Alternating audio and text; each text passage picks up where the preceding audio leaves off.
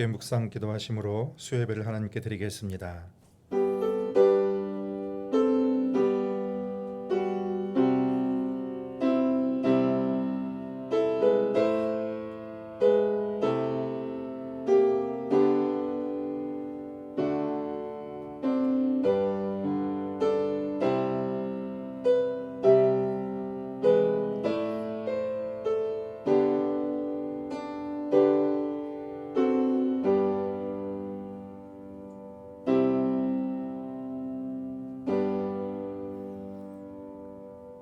주의 영광을 위하여 우리를 부르신 아버지 하나님, 이 시간 구속함을 입은 주의 백성들이 이곳에 임재하신 그 주님만을 바라보며 영광을 올려드리오니 높임을 받아주시고 한량없는 은혜와 복으로 함께하여 주옵소서.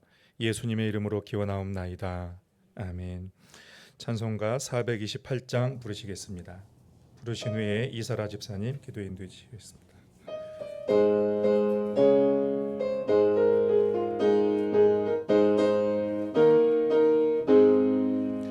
내 영혼의 햇빛 비치니 주 영광 찬란해. 이 세상 어떤 빛보다 이 빛 더 빛나네. 주의 영광 빛난 광채 내게 비춰 주시옵소서. 그 밝은 얼굴 배울 때 나의 영혼 기쁘다. 내 영혼에 노래 있으니 주 찬양합니다. 주 귀를 기울이시소 다 듣고 계시네. 주의 영광 빛난 광채 내게 비춰 주시옵소서. 그 밝은 얼굴 배울 때 나의 영혼 기쁘다. 내 영혼의 봄날 되어서 주 함께 하실 때 그 평화 내게 깃들고 주 은혜 꽃피네. 주의 영광 빛난 광채 내게 비춰 주시옵소서. 그 밝은 얼굴 배울 때 나의 영혼 기쁘다. 내 영혼에 희락이 있고 큰 소망 넘치네. 주 예수 복을 주시고 또 내려주시네. 주의 영광 빛난 광채 내게 비춰 주시옵소서. 그 밝은 얼굴 배울 때 나의 영혼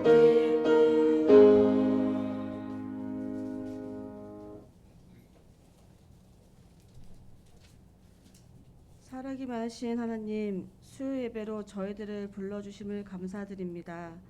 허물 많은 저희를 사랑하사 독생자 예수 그리스도를 보내심으로 구원하여 주심을 감사합니다. 온전한 마음으로 진실되게 하나님께 나아가게 도와주시옵소서. 하나님께 받은 사랑이 많지만 사랑을 순종으로 실천하지 못하고 불순종하며 살았습니다. 하나님, 저희의 연약한 영육간을 긍휼히 여겨 주시옵소서. 이 시간 엎드려 하나님께 회개하오니 우리 안의 모든 제약들을 성령의 불로 모두 태워주시고 다시 새롭게 거듭나게 하옵소서. 분주한 세상을 살아가면서 늘 하나님이 주신 은혜와 사랑대로 살지 못했습니다. 주님을 닮기보다 세상을 닮으려고 했고 하나님 말씀 아래 순종하며 따르기보다 세상 안에서 즐거움을 찾고 있는 저를 용서해 주시옵소서. 하나님을 만났지만 제대로 경험하지 못하고 하나님을 믿지만 심지가 굳세지 못하여 하나님을 의지하지 못했습니다. 우리는 어떤 상황에서도 세상의 물결에 휩쓸리지 않게 하시고 하나님만 바라보게 해주시옵소서. 이 시간 설교하시는 이성훈 목사님을 붙들어 주시고 성령으로 함께하여 주시옵소서. 말씀을 갈망하고 있는 이 자리에 모인 성도들에게 복을 더해 주시옵소서. 이 모든 말씀 예수님의 이름으로 기도합니다. 아멘.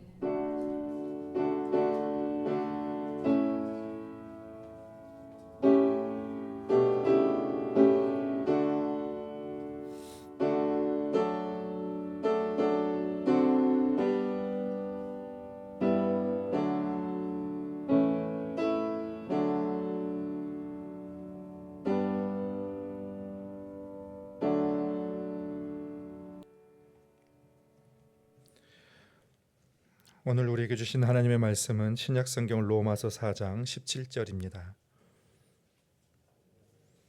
로마서 4장 17절, 제가 가진 성경 신약 259면입니다.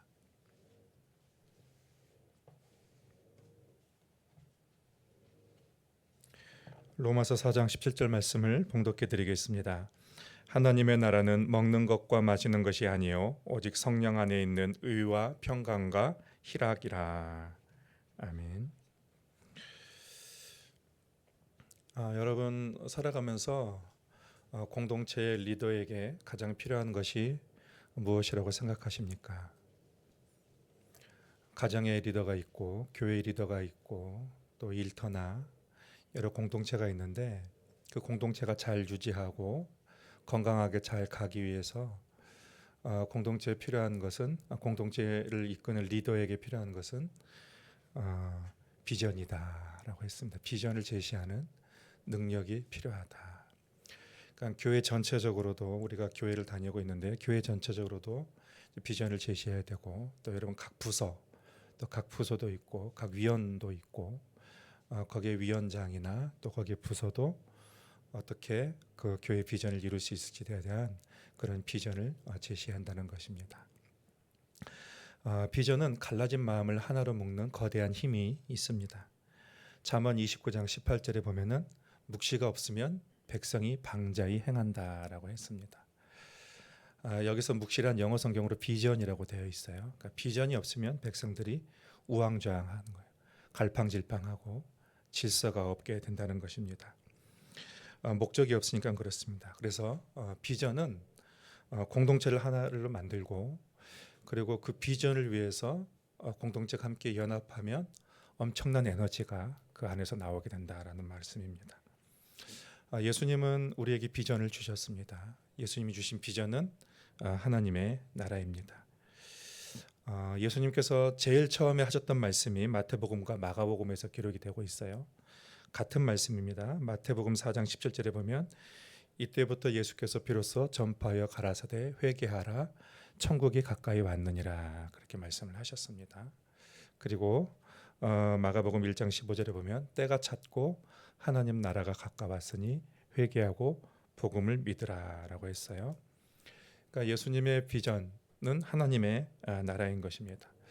예수님이 제자들을 파송하실 때도 그들에게 귀신을 쫓아내고 병 고치는 능력을 주시면서 그 사람들에게 또 전파하라고 했습니다. 하나님 나라가 가까이 왔느니라라고 했습니다. 그러니까 예수님의 그 목적은 하나님의 나라입니다. 그리고 교회에게 주신 비전도 똑같이 하나님의 나라입니다. 그러면 우리가 초점을 둬야 될 하나님의 나라는 무엇일까요? 오늘날은 민주주의, 우리나라는 민주주의죠. 대한민국은 그 민주주의는 주권이 국민에게 있습니다. 그래서 국민에 의해서 운영되는 정치 체계입니다. 그러니까 민주주의의 왕은 국민입니다. 민주주의가 오기 전에는 왕권 체제였습니다. 국민을 대표하는 왕이 다스리는 거예요. 왕의 말이 곧 법이에요. 그리고 왕의 뜻대로 다스려지는 것이 왕권 체제입니다. 하나님의 나라는 하나님이 왕이신 나라죠. 그래서 하나님의 말씀이 곧 법입니다. 그리고 하나님의 뜻대로 모든 것이 다스려지는 것, 그것이 바로 하나님의 나라라고 할 수가 있습니다. 하나님이 처음에 이 땅을 지으시고 아담을 만드신 다음에 이 땅에 세우시고자 하시는 것이 그거였습니다. 하나님이 왕이 되는 그런 나라예요. 인간이 모든 것을 자연대로 할 수 있지만, 그렇지만 하나님의 통치 아래 거하는 것, 그것이 하나님이 원하시는 뜻하신 그런 목적이었습니다. 그런데 아담이 하나님의 나라를 무너뜨려 버렸습니다. 인간이 하나님의 나라를 무너뜨려 버렸습니다. 그래서 자신이 왕이 된 거예요. 선악과를 먹고 자신이 왕이 되었습니다. 범죄한 이후에 그의 삶이 달려졌습니다. 왕이 공급하는 거죠. 그래서 전에는 왕이 공급하는 것으로 살았는데 이제는 왕이 공급하는 것이 아니라 자신이 왕이 되었기 때문에 자신에게서 모든 것이 다 공급되어야 되는 거예요. 생명도 자신이 스스로 공급을 받아야 되는 거예요. 삶의 필요도 자신이 다 공급을 해야 되는 거예요. 왜냐하면 통치자가 자기이기 때문에, 왕이 자신이기 때문입니다. 그러니까 문제는 여기서부터 발생이 된 것입니다. 하나님으로부터 모든 것이 공급받았을 때는 부족함이 없는 줄 알았습니다. 그런데 내가 왕이 되면서부터 내가 스스로 모든 것을 공급해야 돼요. 생명도 모든 것도 내가 공급해야 되는데 그때부터 결핍이 시작되고 그때부터 문제가 발생하기 시작됩니다. 고갈되는 것입니다. 질병 앞에, 죽음 앞에 여러 가지 한계 상황을 극복하지 못한 그런 인간들의 모습을 발견하게 됩니다. 하나님의 왕권이 세워지지 않았기 때문에 그렇습니다. 그래서 하나님의 계획은 여기서 끝나지 않았습니다. 다시 인간 안에 그 왕권을 회복시키기 위해서 예수 그리스도를 보내주셨습니다. 그래서 예수 그리스도께서 십자가에 달려 돌아가심으로 다시 왕권을 회복시키셨어요. 우주적인 왕권을 회복시키셨습니다. 그래서 예수님을 모신 자마다 어떤 변화가 일어납니다. 그 변화라는 것은 왕권의 변화가 되는 것입니다. 그래서 전에 있던 그 나의 왕이 내가 왕이 아니라 그 왕권의 변화, 다시 하나님의 왕이 되는 거예요. 그것이 인간의 회복이라는 것입니다. 왕권의 교체가 일어나는 곳, 그것이 하나님의 나라입니다. 하나님 나라는 핵심 가치가 있습니다. 하나님 나라의 핵심 가치는 사람이에요. 인간의 회복입니다. 사람을 살리는 것이 하나님 나라의 핵심 가치입니다. 인간의 문제는 하나님으로부터 왕권을 뺏은 데로부터 비롯되었기 때문에 인간의 회복이라는 것은 왕권의 회복이에요. 왕권의 회복입니다. 그래서 교회의 본질적인 목적은 사람 안에 하나님의 왕권을 회복시키는 것이 교회의 사명입니다. 오늘날 사람들은 다 자기가 왕이에요. 자기 자신을 주인으로 하고 있습니다. 그래서 자기가 모든 것을 다 공급받으려고 하고 자기 힘으로 모든 것을 다 이루려고 합니다. 그런 사람들에게 나아가서 다시 하나님의 왕권을 선포하고 그리고 하나님의 왕을 다시 회복시켜 주는 것, 그것이 우리가 해야 될 사명입니다. 저와 여러분이 해야 될 그런 사명입니다. 근데 교회는 이러한 복음에 초점을 맞추었을 때에 교회는 건강하게 성장을 했습니다. 그런데 이러한 본질적인 문제에 집중하지 아니하고 중요하지 못한 일에 사단은 늘 집중하도록 했습니다. 미혹했습니다. 사람이 왕이 되고 사람 안에서 갈등을 조장했습니다. 그래서 교회들이 힘을 잃어버렸습니다. 대개 교회의 많은 문제들은 이 본질에 집중되지 않을 때에 그 문제가 발생이 됐습니다. 오늘 본문이 포함되어 있는 로마서 14장은 교회의 갈등 문제를 다루고 있습니다. 그 갈등이라는 것은 본질적인 문제에서 비롯된 것이 아니에요. 복음을 전하는 문제를 다루는 것도 아닙니다. 교회를 건강하게 세우는 문제도 아닙니다.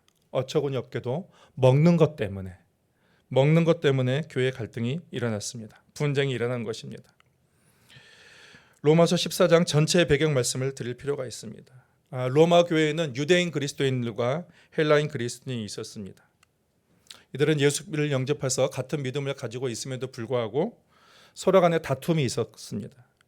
음식과 날에 대한 해석의 문제 때문이었습니다. 유대인들은 예수를 믿고 난 다음에도 철저히 날과 음식과 절기라는 그러한 율법을 철저히 지켰습니다. 아직도 그리스도 안에서 누리는 자유를 확신하지 못했습니다. 그래서 율법에 금한 음식도 먹지 않았습니다. 그리고 여러 날들도 철저하게 지켰습니다. 반대로 헬라인들은 복음 안에서 자유를 확신했습니다. 그래서 음식과 날을 지키는 그런 율법으로부터 우리들은 자유롭게 되었다, 그렇게 확신을 했습니다. 모든 음식을 자유롭게 먹고 마셨습니다. 그리고 날에 대한 규정들도 얽매이지 않았습니다. 안식일에 대한 규정도 얽매이지 않고 이제 주일로 대신해서 지키게 되었습니다. 근데 문제는 유대인과 헬라인들이 각각 자기 자신들의 주장이 옳다 하면서 다른 사람을 비방하는 데 있습니다. 유대인들의 헬라인들을 율법을 경시하는 부정한 사람들이라고 비난했습니다. 헬라인들은 유대인들이 복음의 능력도 깨닫지 못하는 무식한 사람들이라고 또 무시했습니다. 그래서 교회 안에 논쟁과 갈등, 분열이 생겼습니다. 이 문제는 진리의 문제가 아니었습니다. 그래서 바울은 유대인과 헬라인이 서로의 양쪽을 향해서 판단하거나 비판하지 말라고 그렇게 권면했습니다. 지금 로마 교회는 중요하지 않은 논쟁 때문에 갈등이 생기고 문제가 발생하고 있는데 거기에 우리의 시간과 에너지를 쏟지 말라는 것이죠. 핵심적이고 중요한 비전에 대해서 우리가 힘을 모아야 된다. 그것을 지금 얘기하고 있는 거예요. 하나님의 나라는 먹는 것과 마시는 것이 아니요 오직 성령 안에 있는 의와 평강과 희락이라고 했어요. 중요하지 않은 문제로 분열하고 다투지 말고 하나님 나라의 관점에서 보면은 그것은 하나님 나라를 세우는 것이 아니라 오히려 하나님 나라를 방해하는 것이 된다라고 얘기했습니다. 사람을 살리는 것이 아니요 무너뜨리고 죽이는 것입니다. 이름은 하나님의 백성인데 행위는 마귀의 일을 하고 있다라는 것입니다. 바울은 14장 10절에서 어찌하여 내 형제를 비판하느냐 어찌하여 내 형제를 업신여기느냐 우리가 하나님의 심판대 앞에 서리라라고 경고했습니다.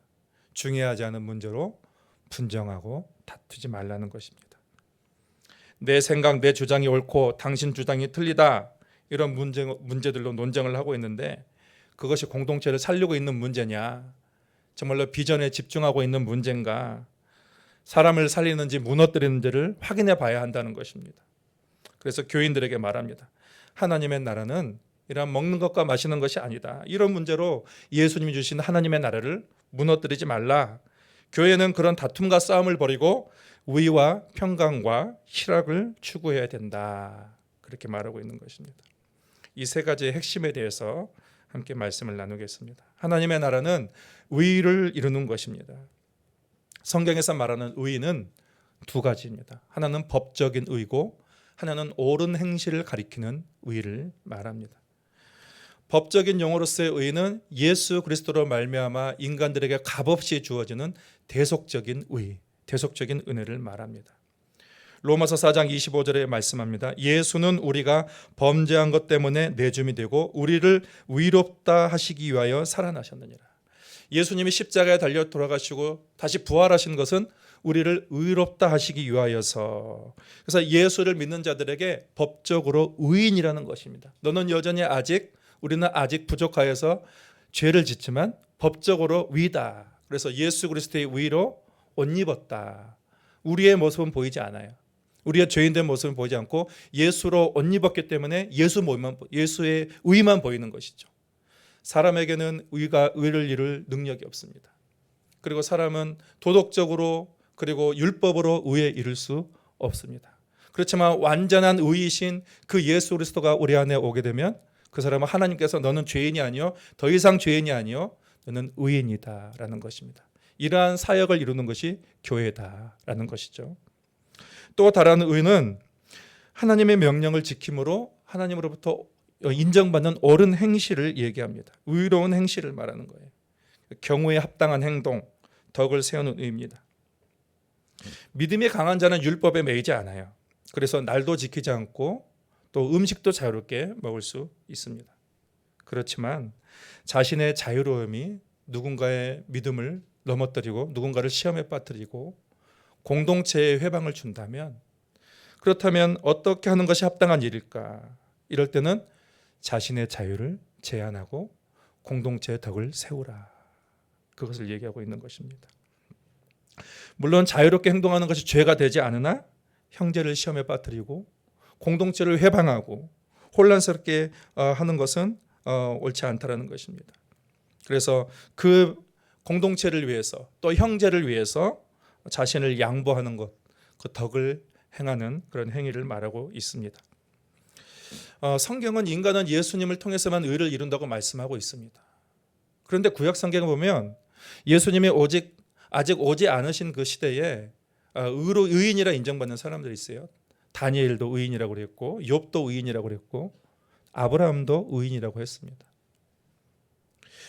이들의 의는 법적인 의를 말하기보다는 하나님의 뜻에 합당하게 모든 신들을 하나님께 드렸기 때문에 하나님께서 의롭다라고 표현하고 있는 것입니다. 본문은 이런 의를 말하고 있습니다. 하나님께 신의를 다하듯 다른 지체를 위하여 의롭게 행동하는 것, 사람을 살려주고 공동체를 세우는 태도를 말합니다. 지체들의 믿음을 돕기 위해서 옳은 행실로서 공동체의 덕을 세우는 울음입니다. 그래서 하나님의 나라는 예수 그리스도로 말미암아 법적인 의를 세움과 동시에 합당한 행위로서, 온전한 행위로서 공동체를 살리고 타인을 살리는 것, 그것을 의다. 그래서 교회는 어떤 일을 하는가? 이런 의를 세우는 것, 이런 증거들이 나타나는 것이 교회다, 하나님의 나라다, 그것을 얘기하고 있는 것입니다. 또 하나님의 나라는 평강을 이룹니다. 평강은 원어로 에이레네라는 거예요. 이거 문자적으로 얘기하면 화평, 평화, 화평, 평화를 말합니다. 전쟁과 갈등이 종식되고 조화 가운데 있는 상태입니다. 히브리어는 샬롬이라고 할 수가 있죠. 그러니까 하나님과 인간과의 그 관계 속에서 막힘이 없는 조화로운 관계, 그것을 샬롬이라고 합니다. 그리고 사람과의 관계 속에서도 갈등이 없는 관계, 원활한 관계, 조화 가운데 있다라는 것을 의미하고 있습니다. 본문에서 다툼이 원인이 되는 문제는 진리의 문제가 아니에요. 진리가 문제가 아닌 다른 것으로 다른 지체와 갈등을 일으켜서 마음과 분열을 일으키는 것, 이런 것은 하나님 나라의 그런 관점에서 볼 때에 도움이 되지 않는다는 것입니다. 평강은 어떻게 주어지는가? 평강은 희생으로 주어집니다. 예수님은 평강의 주님이십니다. 우리는 사순절을 보내고 있습니다. 예수님께서 십자가에서 자신의 몸을 희생하심으로써 우리에게 평화를 주셨습니다. 만일 예수님이 자신을 희생하지 않았다면 우리는 여전히 하나님의 진노 가운데 있는 그런 존재들입니다. 예수께서 먼저 자신을 낮추시고 죽기까지 복종하셨습니다. 십자가에 달려 죽으심으로 평화를 가져오셨습니다. 그래서 여러분, 십자가는 자기 부인이에요. 철저한 자기 죽음입니다. 자기 부인이에요. 자기 부인이라는 십자가가 없는 곳에 평화는 없습니다. 십자가가 있는 곳에 평화가 있는 것이죠. 공동체의 평화는 누군가의 희생으로 주어지게 되는 것입니다. 평화로운 공동체는 서로 자기를 부인하는 거예요. 그렇지만 자기를 부인하지 않고 자기 주장만 하는 공동체는 평화는 없습니다. 분쟁만, 다툼만 있을 뿐입니다. 여러분, 만일 내가 어떤 사람보다 더 합리적이고 더 논리적이라고 해가지고 어떤 사람에게 이겼어요. 그러면 그 사람이 당신의 말이 더 맞습니다, 당신의 말이 더 논리적이군요, 이렇게 수긍할까요? 절대 그러지 않습니다. 집에 돌아가가지고 어떻게 하면 내가 저 사람을 이길 수 있을까, 그런 생각하지 않을까요? 그럴 것 같은데 자존심이 무너지죠. 자존심이 상하죠. 그래서 내가 저 사람을 이길 수 있는 다른 방법을, 다른 논리를 또 생각해내는 것입니다. 여러분, 내 주장이 관철된다고 해서 좋아하는 것이 아닙니다. 내 주장이 인정받으면 그만큼 상대방은 또 자존심이 상하고 마음의 상처를 받게 되는 거예요. 물론 성숙한 인격이라면 그 합리적인 주장에 수긍을 하겠죠. 그런데 우리가 알듯이 그렇게 성숙한 인격이 많지 않다라는 것입니다. 다 자기가 이기려고 하지 지려고 하지 않습니다. 내가 이기면 분명히 누군가는 상처를 받게 되고 자존심이 무너지게 되는 것입니다. 서로가 자견을 부인하고 자기 권리를 포기하는 곳에 그리스도의 평화가 있게 되는 것입니다. 여러분, 교회는 내가 이겼다고 좋아할 것이 없습니다. 사람의 말이 이겼다고 해서 좋아할 것이 없습니다. 여러분, 교회의 진정한 교회는 하나님의 말씀이 이겨지는 것입니다. 하나님의 말씀이 세워지는 거예요. 누가 목사도 아니에요. 목사도 이겨서 되는 것이 아니고, 장로님이 이겨서 되는 것도 아니고, 권사님이 이겨서 되는 것도 아니고, 누구 선임이 더 이겨서 되는 것이 아니에요. 하나님이 주인이십니다. 하나님의 말씀이 이겨야 되는 거예요. 하나님의 말씀이 세워지는 것, 그것이 바로 행복한 교회가 되는 것입니다. 진리와 결부된 문제가 아니라면 내 생각과의 내 의견과 또 내 생각이 옳고 다른 사람의 생각이 옳지 않다 하더라도 타인의 마음이 다치지 않도록 하는 것이 평강입니다. 그러기 위해서는 희생과 양보가 있어야 합니다. 그리고 또 평강은 원칙이 있지만 또 원칙과 더불어서 융통성 있는 섬김이 있을 때 주어집니다. 여러분, 공동체의 소수의 사람만이 양보하고 그곳에 평화가 있다면 그것이 진짜 평화일까요? 소수만 희생한다면, 그리고 그곳에 안녕이 주어진다면 그것은 평화라고 할 수가 없습니다. 소수가 희생되는 것은 진정한 평화가 아니에요. 한 사람만 희생하는 것이 아니라, 소수만 희생하는 것이 아니라 모두가 짐을 져야 되는 거죠. 다 같이 짐을 질 때 거기에 진정한 평화가 있게 되는 거예요. 가정에서 각자 주어진 역할이 있고, 또 우리는 일터와 교회에서 각자 주어진 역할이 있습니다. 가정이 평화로우면 남편은 남편들의 역할이 있어야 되고, 또 여자는 아내는 아내들의 역할이 있어야 되고, 그렇지만 또 거기에 융통성 있는 섬김이 있어야 되는 것입니다. 특히 맞벌이 부부라면 더욱 필요합니다. 한국은 요즘 거의 대부분이 맞벌이 부부예요. 그래서 남자의 일과 여성의 일이 예전처럼 딱 정해져 있지 않습니다. 이런 상황에서 예전과 같은 가부좌정적인 그런 사고로 이렇게 지낸다면은 평화가 있을 수는 없습니다. 남편들도 이제는 가사 일을 도와야 되고, 또 자녀들의 양육에도 같이 힘을 모아야 됩니다. 상호간의 융통성 있는 그런 섬김이 필요한 것입니다. 우리의 삶에는 늘 정해진 일만 이루어지지 않고 여러 변수가 이루어지게 됩니다. 친구들이 집에 찾아온다거나, 갑자기 환자가 발생한다거나, 그렇게 또 야근을 해야 되거나, 삶에는 여러 가지 변수가 있습니다. 이런 변수가 있을 때에 자기 일만 고집한다면 평화는 깨질 수밖에 없는 것입니다. 여러분, 저도 바쁘다는 핑계로 집안일을 안 할 때가 많이 있습니다. 그렇지만 가끔 이제 아내 눈치를 봐요. 그래서 오늘 같은 날은 아내가 너무 힘들겠다. 그래서 아내가 힘들고 아내가 무너지면 나도 힘들겠다. 그런 생각을 하게 되죠.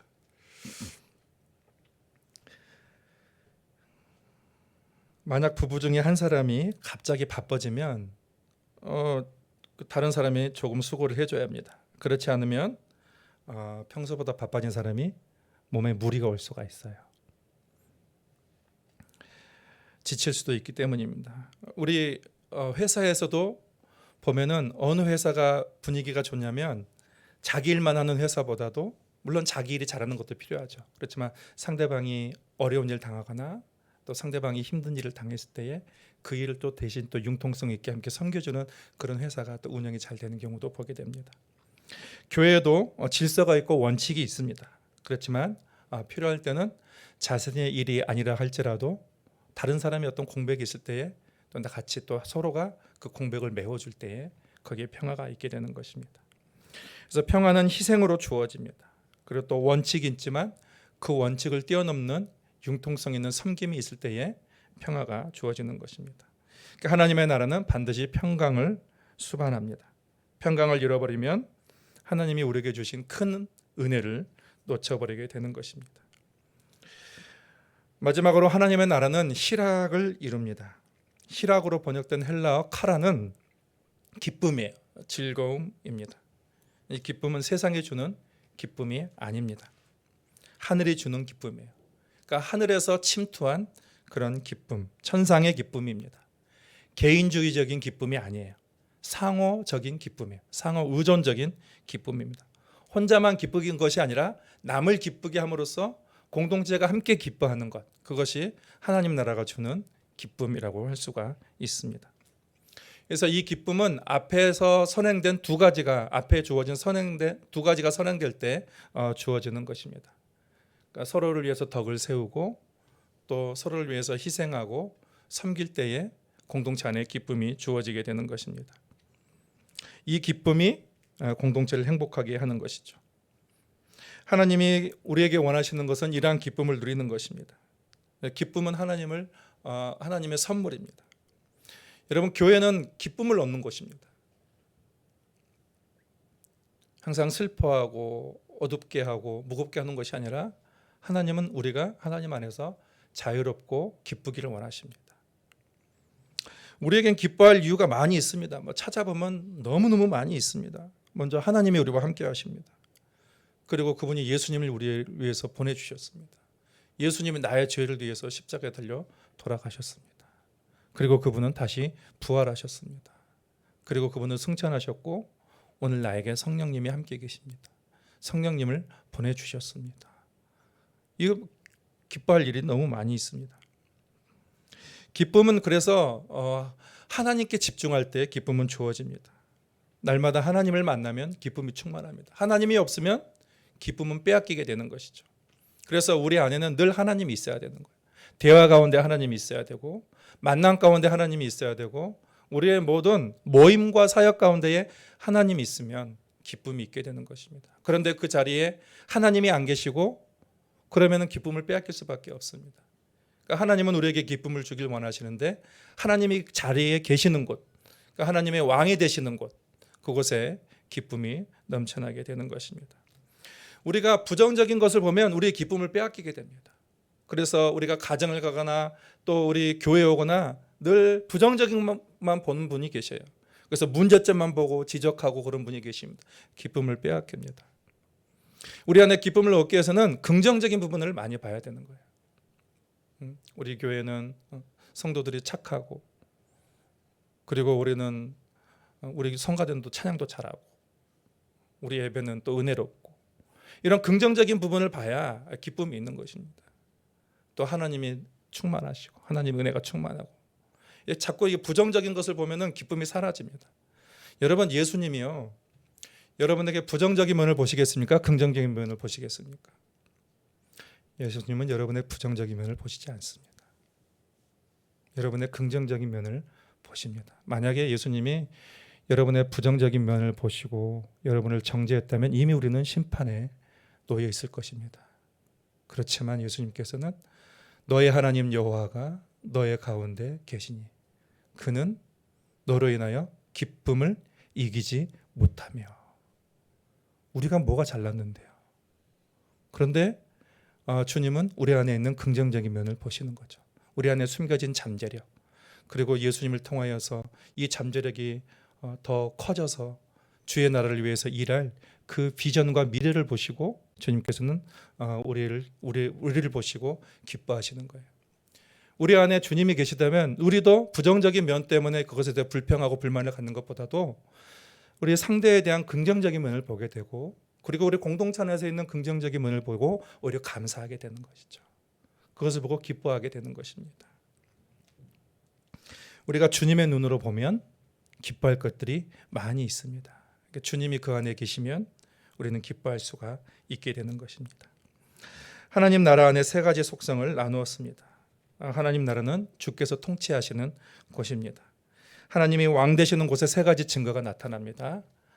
서로 덕을 세우는 그런 의가 나타나게 되고 또 희생과 섬김으로 주어지는 평화가 있게 되고 또 하나님이 그 가운데 계시고 주님의 눈으로 바라볼 수 있는 그런 기쁨이 주어지는 곳입니다. 우리 교회는 하나님의 나라입니다. 이런 증거로 충만한 우리의 삶이 될 수 있기를 바랍니다. 하나님 아버지, 우리에게 하나님의 나라를 주신 것을 인하여 감사합니다. 예수 그리스도로 말미암아 우리에게 하나님의 나라가 주어졌는데 하나님 아버지, 주님이 통치하시는 우리가 되게 하여 주시옵시고 우리의 인간적인 실수로 하나님의 나라를 빼앗기지 않게 주께서 인도하여 주시옵소서. 아버지 하나님, 서로 덕을 세우는 그런 의가 있게 하여 주시옵시고 또 내가 희생하고 자기를 부인하고 또 서로를 높여주고 섬겨주는 그런 평화가 가득한 교회가 되게 하여 주시옵시고 또 하나님이 우리 가운데 거하시고 하나님이 주인 되심을 인하여서 우리 안에 또 예수 그리스도의 시선으로 서로를 바라봄을 통하여서 기쁨이 충만한 우리 동신교회가 되도록 주께서 인도하여 주옵소서. 예수님의 이름으로 기도하옵나이다. 아멘.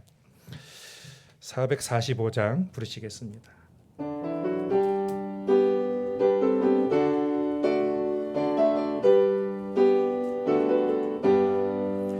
대산을 넘어 험곡에 가도 빛 가운데로 걸어가면 주께서 항상 지키시기로 약속한 말씀 변치 않네. 하늘의 영광 나의 맘속에 차고도 넘쳐 할렐루야를 힘차게 불러 영원히 주를 찬양하리. 캄캄한 밤에 다닐지라도 주께서 나의 길 되시고 나에게 밝은 빛이 되시니 길 잃어버릴 염려 없네. 하늘의 영광 하늘의 영광 나의 맘속에 차고도 넘쳐 할렐루야를 힘차게 불러 영원히 주를 찬양하리. 광명한 급이 마음에 받아 찬란한 천국 바라보고 할렐루야를 힘차게 불러 날마다 빛에 걸어가리. 하늘의 영광 하늘의 영광 나의 맘속에 차고도 넘쳐 할렐루야를 힘차게 불러 영원히 주를 찬양하리. 우리 주기도문으로 예배를 마치겠습니다. 하늘에 계신 우리 아버지, 아버지의 이름을 거룩하게 하시며 아버지의 나라가 오게 하시며 아버지의 뜻이 하늘에서와 같이 땅에서도 이루어지게 하소서. 오늘 우리에게 일용할 양식을 주시고 우리가 우리에게 잘못한 사람을 용서하여 준 것 같이 우리 죄를 용서하여 주시고 우리를 시험에 빠지지 않게 하시고 악에서 구하소서. 나라와 권능과 영광이 영원히 아버지의 것입니다. 아멘.